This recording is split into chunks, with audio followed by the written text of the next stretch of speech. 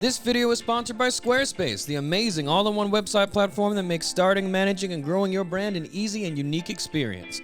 More on Squarespace and everything they have to offer later in the video. Previously on Kakashi is Hilarious, Kakashi enters Naruto, Sasuke, and Regina into the Chunin exams in the hopes that it helps them all grow up and take their mission seriously. Together, the three survive the Forest of Death and make it to the next stage where Regina and her friend have a girl fight over how long their hair is, which ends in a double disqualification. Meanwhile, Naruto farts on Dog Boy and rizzes up Hinata while her teammate is carried away on a stretcher. And Sasuke wins his match too, but Kakashi realizes that Orochimaru gave him a hate hickey while they were in the Forest of Death. After the preliminary Chunin exam tournament is concluded, the third Hokage reveals that the finals of the Chunin exam is a Mortal Kombat tournament between all of the shinobi that have made it this far. With 2/3 of Team 7 advancing to the final rounds of the Chunin exams, Naruto and Sasuke begin their training and resolve to win their matches no matter what. And that is where we find ourselves at the beginning of this video. Now everybody has some time to prepare for the last stage of the Chunin exam, so in that time both Naruto and Sasuke decide to train to learn some new jutsu so they can be ready for the fights. Because unlike the preliminaries, the people that they are up against are no pushovers. Naruto isn't going to be able to fart his way out of this one, because he is up against the genius of the Hyuga clan, Neji Hyuga. And Sasuke is up against Gaara of the Sand, which is someone who has even more ninja madness than he does. So like I said, they need to learn some new jutsu so they can be prepared for these threats. Naruto actually manages to link up with Jiraiya Sensei, one of the 3 legendary Sannin, which are 3 ninja that are trained directly by the 3rd Hokage. They're all really strong. And Sasuke, meanwhile, has found Kakashi and has asked him to train him so that he can be ready for his fight with Gaara. And so they both train as hard as they can in the short time that they have to prepare for the finals of the Chunin exam. Until eventually it's time for the big show, and ninja from all across the world begin funneling into the Leaf Village to watch these kids beat each other up. And for everybody just watching the Chunin exams, it's really fun because they get to bet on who they think is gonna win. So fan favorites like Sasuke Uchiha or Neji Hyuga, like they're gonna be the people that you bet on the most. And speaking of Neji, like I said, his match was up against Naruto, and they are actually the very first match in the Chunin exams. So the big show gets underway, but Kakashi and Sasuke are nowhere to be seen. They actually don't make it for the entirety of Naruto's match, or even for the match after that with Shikamaru and Temari. Kakashi and Sasuke are so late for some reason that the 3rd Hokage has to extend the deadline because everybody wants to see the Uchiha kid fight. So the situation inside the stadium is pretty tense. Like, the audience is not happy at all because it looks like Sasuke is about to be disqualified for just being late. And unfortunately, that's what looks like has to happen. The 3rd Hokage very reluctantly says, all right, well, it looks like Sasuke isn't here for some reason. Let's just go ahead and disqualify him and move on to the next match. But right before the announcer can signal the end of the fight and disqualify Sasuke, that is when Kakashi and Sasuke finally arrive. Mere seconds before Sasuke is disqualified, Kakashi has managed to make it in time. Look who finally decided to show up. Hey, sorry about that. We got caught in traffic, but how late are we exactly? Really late. But it looks like you just made it. Oh, thank God. So Sasuke's match hasn't started yet. Wait a minute, does that mean Naruto already fought in his match? Yes, he did, and let me tell you, that was an upset that made a lot of people here mad. Made everybody mad? Why? Everyone placed their bets on who they thought would win between Naruto Uzumaki and Neji Hyuga. And out of all of those hundreds, almost thousands of people in here, only one person bet on Naruto winning. Wait, are you telling me that Naruto beat Neji? Oh my God! Hey guy, I know, I heard. Hey Kakashi Sensei, Sasuke, you made it. It's about time. I was starting to get worried Sasuke was gonna chicken out. Dream on, loser. I wouldn't miss whooping you in front of all these people for anything. Sasuke, shut up. Naruto, you son of a Hokage, you did it. That training with Jiraiya Sensei must have really paid off. You must have learned some crazy new jutsu. Spill it. What did he teach you? He taught me the summoning jutsu. Wait. So you summoned a big old frog and just jumped on Neji? That's how you won the fight? No, I never used it in the fight. Well, then how did you... You know what? I'm not gonna ruin this moment. I am so proud of you. Kakashi, we should probably... Oh, right. The Mortal Kombat between children. So Kakashi heads upstairs with Naruto to watch Sasuke's fight, and the 3rd Hokage has a talk with the Kazekage of the Hidden Sand Village, who is definitely not Orochimaru, and they place their bets on the next match. Have you decided who you'll be betting on, Lord Hokage? My bet is the same bet I always make. The Leaf Village. Put it all on the kid with the swirly headband. I don't need to know anything else. Sandy over here is probably gonna vote for the other kid, though. Actually, I think I'll place my bets on Sasuke Uchiha. You want to bet on a hidden leaf ninja? Yes, that boy clearly wants power. Much more than that other kid over there. That other kid, isn't that supposed to be your son? Huh? Oh, I mean, I never liked him anyway? Okay. All right, you heard Sandy. We want it all on the Leaf Ninja. Let's go, baby. Whoop him, Sasuke. So Sasuke and Gaara's match finally begins, and in the meantime, Kakashi and Naruto regroup with Rock Lee, Guy Sensei, and Sakura. Boy, your wallet has to be hurting after Naruto won his match, Guy. Be honest, how much did you put on Neji? What are you talking about? I didn't bet on Neji. So you didn't make any bets? I didn't say that either. Well, then what?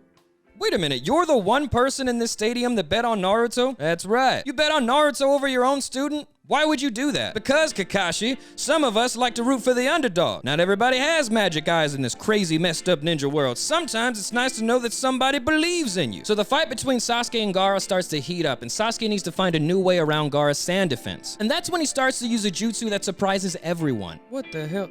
Now I know that ain't the jutsu I think it is. That's Kakashi Sensei's Chidori, a dangerous, high-level ninjutsu that isn't meant for children. Oh, I know you're not talking, Mr. I taught Rock Lee the Kaioken. Rock Lee doesn't have ninja madness, Kakashi. The worst thing that can happen to him is he gets injured. The worst thing that can happen to Sasuke is him using that jutsu on his friends and then becoming a rogue ninja. He's fighting a literal murderer that's also a sandbender. What did you want me to do, teach him how to throw some more kunai? Listen, to be honest, I'm not much worried about Sasuke and more concerned with who he's fighting. You know, I went to the hospital to visit Lee and I saw that little sand kid just standing over him with his hand out like he was gonna choke him out right there. I said, who the hell let you in here? Get out of here, go on, shoot. And then before he left, he was all like, just you wait, I'll kill all of you. And I was like, yo, chill. Well, that is late stage ninja madness if I've ever seen it. But do you know what's even more exciting than ninjas beating each other up? That's right, an easy and unique way to grow your brand or business. And luckily with Squarespace, you can do just that. And something that Squarespace does exceedingly well is help you create your very own website. And this is because Squarespace's Blueprint AI is amazing. Because if you get Squarespace, you can get started with their drag and drop editor called Fluid Engine, which is something that really simplifies the creativity of creating your own website without having to sacrifice any uniqueness. And even without Fluid Engine, all of the website templates that Squarespace offers are remarkably flexible, allowing you to choose between a ton of different categories like travel, design, education, art, nature, and animals. Anything that you want to make your website about, Squarespace is a template just for you. And you can even use Squarespace as your very own blog if you need to, sharing any photos, videos, or updates for your business whenever you need. And speaking of your business, Squarespace also offers flexible payment options for any transactions that need to take place. From credit cards, PayPal, to Apple Pay, however your customers want to pay you, Squarespace has a way to make that happen, including even the option to pay now or later. So if you are thinking about creating your own website but find the process a little bit intimidating, please consider heading over to squarespace.com and getting started with a free trial. And when you're ready to launch, go to this link that's on the screen right now to receive 10% off your first purchase of a website or domain. A very special thank you to Squarespace for sponsoring this video, and an equally special thank you to you for watching this video. And with that, we are back to the show. The group watches on as the fight between Sasuke and Gaara intensifies until eventually Gaara wraps himself in a sand ball to protect himself from Sasuke's attacks. I've become so numb, I can feel you there. Is that Sasuke? Get out of there now! So many AMVs were made to this song. Be careful, Sasuke! But Sasuke decides to continue the attack, and he uses the Chidori to pierce Gaara's sand, which lands an attack that actually manages to make Gaara bleed. Is that? Ah! My blood! It's my blood! Ah! I hope you don't take this the wrong way, Sandy, but I think your son might have ninja madness. You know what they say, in a ninja trio of 3, one person always gets revengey. Suddenly, chaos erupts in the entire stadium as the citizens of the Leaf Village watching the exams are all put to sleep with the Genjutsu, while Sound and Sand Ninja begin to attack everyone that's awake. And at the same time, the Kazekage imposter takes the third Hokage hostage and escapes to the roof. Like father, like son, huh? I guess you were the revengey one in your squad, weren't you? You tell me, Sensei. Oh, shit. Hey, get me out of here. Protect Lord Hokage! And that's when the Sound Ninja 4 appear out of nowhere and create a barrier that separates the third Hokage and Orochimaru from everyone else in the stadium. Meanwhile, the Sand and Sound Ninja are going crazy, attacking everybody inside the Leaf Village and even summoning giant snakes that attack people in the street. And this is all extra bad because most of the Jonin are all inside of the Chunin exams right now, trapped fighting Sand and Sound Ninja. And during all of this, Gaara manages to slip away from his fight with Sasuke, and Kakashi tries to take stock of the situation. Damn it, so this is what Orochimaru was up to. Sasuke, get up here and regroup with us. I can't. I gotta go after him. If I don't beat him, that means I'll never beat my brother. What? Why do you think that? They're two totally different people. That doesn't make any sense. Hey, wait! Sasuke! Hey! Oh, god damn it. Watch out, Naruto. Y'all! Well, I hope you're happy, Kakashi. Sasuke's finally become a rogue ninja. Shut up. He's not leaving the village. He just wants to finish his fight. Since I can't go after him right now. Pakun! Sadid. I need you to track Sasuke's scent. Regina, how many people are out of the Genjutsu like we are? I think it's just us, and we could... Hey, wait a minute. Hey, Shikamaru was just pretending to be asleep. That's kind of funny. Well, then he's a part of this mission too now. Naruto, I need you, Regina, and Shikamaru to go with Pakun. Find Sasuke and bring his crazy ass back here before that hate hickey on his neck activates again. Me and the other Jonin are gonna stay here and try to lock this situation down. So Naruto and the others leave with Pakun to save Sasuke and bring him back to the stadium. And back on the roof, the third Hokage and Orochimaru started fighting a little bit until Orochimaru summons 2 coffins and he starts to summon a third. Is that... Oh my god.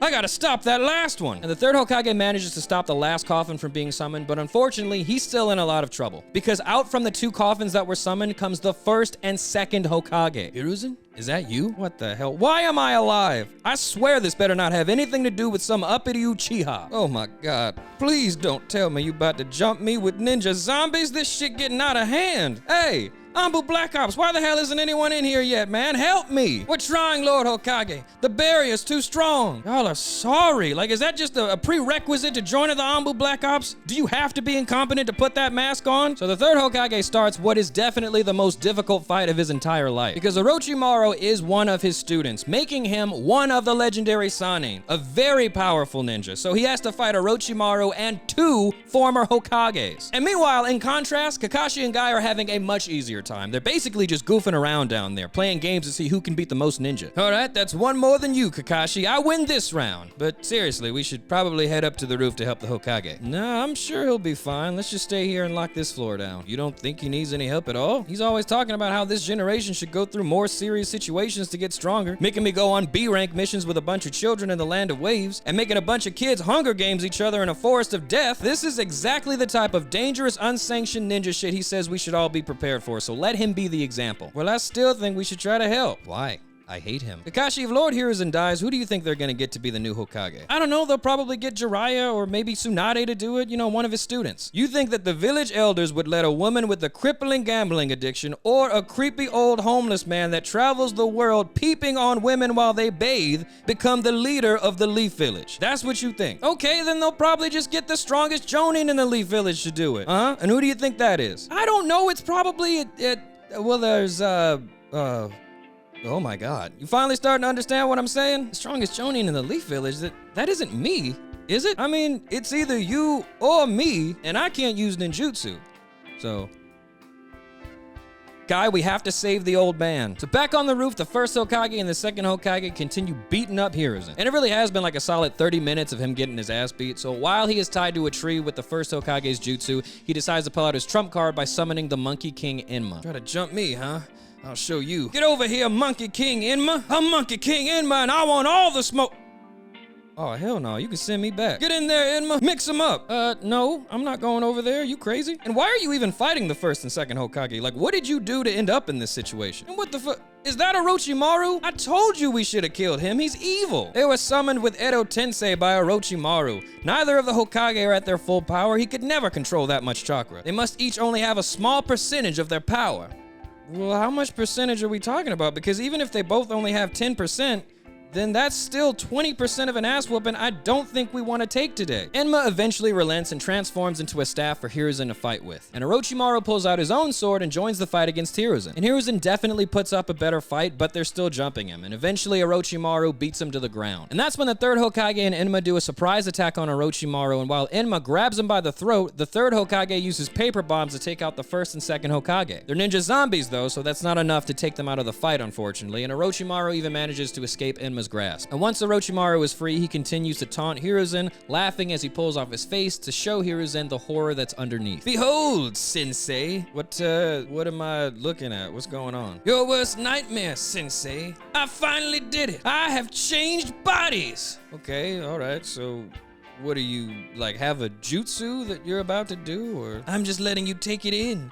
I know your blood must be seething right now. I am pretty mad you're attacking my village, but I don't understand what that has to do with your face. Don't play dumb, Sensei. This was always why you hated me. You couldn't stand how I was neither a man nor a woman. Always something in between. And here I am, in a new body. What are you? I wasn't scared of you because you're gender fluid. I was scared of you because you're a snake person that eats people. What? Really? Orochimaru, I would come into work some mornings and you would already be there dissecting dead bodies on my desk. I would be like, hey man, can you like I don't know, at least put a towel down or something? You're getting ninja blood all over my paperwork. And then you'd just be like, in the grand scheme of time, I will become the wind that moves the windmill. And it's like, what does that even mean? Why do you sound like that? So it was all the dead bodies and snake snuff? Yes. And nothing to do with me wanting to be in a different body? No. Oh.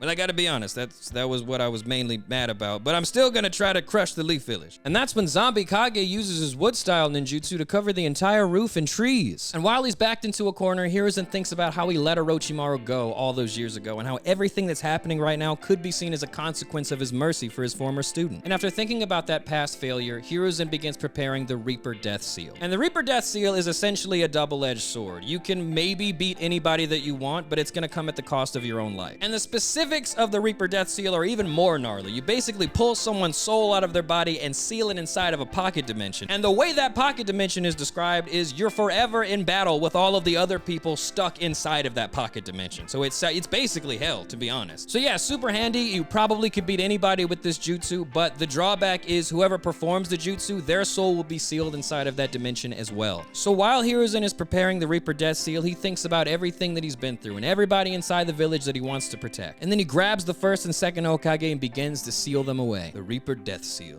That's harsh, but you have to protect the village, Hiruzen. I don't blame you at all. Shit, I blame you. I was chilling in ninja heaven, and now I'm about to be trapped in purgatory for the rest of my afterlife. That ain't fair. If it's any consolation, I'll be right there with you guys in a second. You can let me have it all you want when I get there. Hiruzen begrudgingly seals his predecessors away with the Reaper Death Seal and then turns his attention to Orochimaru. Wait a minute, what is that? What did you just do? Without a word, Hiruzen begins to seal Orochimaru away too. And in desperation, Orochimaru summons his snake sword and stabs Hiruzen right through his torso. And so Orochimaru's like, why didn't you dodge? Like, why didn't you get out of the way of the sword? And that's when Hiruzen explains that, you know, I'm already dead anyway. And that's when he explains what the Reaper Death Seal is and what it's going to do and what's going to happen to Orochimaru and his soul, and Orochimaru just starts panicking. But he's still got more chakra in him than Hiruzen does, so he starts trying to fight back against the Reaper pulling his soul out. But Hiruzen is still giving it his all, and so begins a desperate tug of war for Orochimaru's soul. Give it up, old man. Your heart can't take much more of this. And what would you know about heart? About putting everything on the line for your dreams or for people you need to protect. About giving your all and facing the fact that maybe that wasn't enough. About the joy that comes when you achieve your dreams after years of hard work. You wouldn't know anything about that because you've stolen everything you've ever had. You don't know anything about the will of fire because it has never burned in you. The Leaf Village's spirit is strong, and they don't need an old man like me to watch over them anymore. The Reaper cleaves the soul from Orochimaru's arms. You'll never form another hand sign again, which means without those arms, you'll never use another jutsu again for as long as you live. You decrepit old imbecile! How dare you! Hiruzen's life begins to fade away while he's looking at his old student. Moments later, the Reaper finally takes his soul, and on his face rests the smile of a man content with his final moments. And down below, Kakashi and the other Jonin have just about finished beating up all of the other Sand and Sound Ninja, freeing them up to finally head up to the roof. And right before they all go up there, Pakun comes back to give Kakashi a status report of Naruto and the others when they went to go save Sasuke. Pakun, is everybody all right? What happened? Oh, it was crazy. There was this Sand dude that was beating up the little goth dude, and that's when we got there. So the little pineapple dude was like, yo, stop messing with my boy. And he starts fighting the Sand dude, but then the goth dude went and got a face tat. But he didn't stop there. He got like his whole body tatted all over for some reason. So his body was all sore and he collapsed, right? Passes out from all the tattoos. And that's when the Sand dude turned into Super Mega Sand dude. But then the pineapple dude called his friend Big Frogger, and his son Little Frog was with him too. Pakun. So Big Frogger, Little Frog, and Pineapple Dude start fighting Super Mega Sand dude, but then, dude,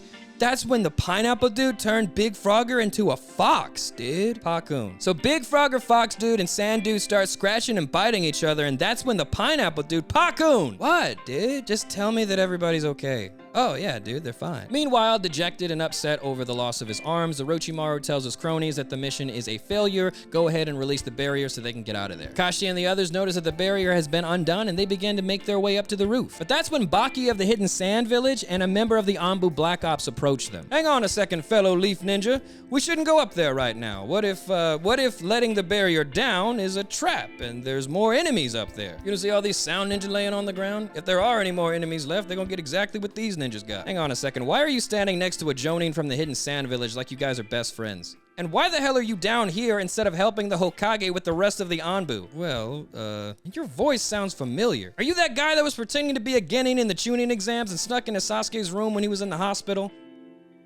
No. All right, you got me. Man, I knew it was you. If you're not about to fight any of us, just get out of here. We don't have time for this. Don't be in such a hurry, Kakashi Hatake. In time, you'll come to realize that this was the start of a new age. One where ninja will shut up. Move. All right, fine. So with the path finally cleared, Kakashi and the other Jonin make it up to the roof and discover that tragically they were too late. The third Hokage gave his life to protect the Leaf Village. The Anbu Black Ops secure the scene and everybody goes home to rest after what might have been the most chaotic day that they've ever had. The next day, the entire Leaf Village mourns the loss of their leader, the third Hokage. But while everyone else in the Leaf Village is present as soon as the funeral starts to pay respects to the third Hokage, Kakashi isn't in attendance just yet. Instead, he spends his time in a familiar place to process his thoughts. What's up, buddy? So yesterday was something else. You remember Old Man Hiruzen, the Hokage before Sensei? Well, he finally kicked the bucket. So if you see him up there, tell him he sucks one more time for me. And I guess also tell him I'm sorry. He might have made it up there in time if I took things seriously from the beginning. I guess I thought there was no way he'd lose. You know, I never told him this, but I always thought he was a pretty cool ninja. Out of the corner of his eye, Kakashi notices Jiraiya standing in silence, mourning the loss of his sensei with a smile. And seeing someone who probably had a much deeper connection to this place, as well as remembering who was recently just lost, he decides to give him his space and he finally leaves to join the others at the Hokage's funeral. Kakashi takes his spot standing next to his friends and all of his students, and Kakashi notices that Naruto isn't taking it too well. You see, as a kid, Naruto was still trying to understand death as well as what it means to live, and up until this point, the only reference he had to understand it was Haku and Zabuza. And this being the first person that he's lost that was actually really close to him, understandably affects him very much. Hey, Iruka-sensei, why did the third Hokage have to die? He seemed like he was a really good person. He was, but that wouldn't save him from death. As a shinobi, death is always around the corner. But remember, Naruto, how a person dies or even why they die is never as important as how they lived and why they lived. Every memory you have of the third Hokage holds more value and significance than his death ever could. Remember that, Naruto. And also remember this, Naruto. Your pal, Guy Sensei, was the only one to bet it all on you to win in the Chunin exams. Right, Iruka Sensei? Shut up. Obviously, I believed in Naruto. I just don't like gambling. Also remember this, Naruto. It's not a gamble if you believe, which is a truth I'm sure that the third Hokage would want everyone to know.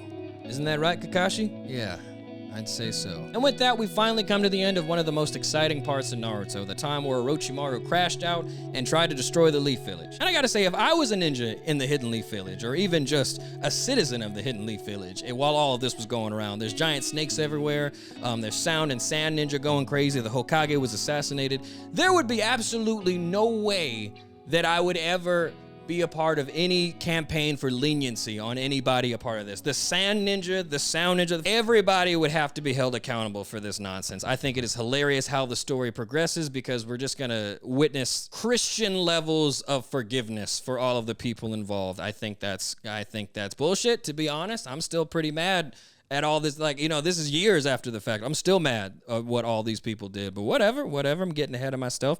That is it for this video. The next part of Kakashi is Hilarious is already written, so be on the lookout for that. But yeah, thank you guys so much for watching. Thank you for being interested, and I cannot wait to see you in the next one.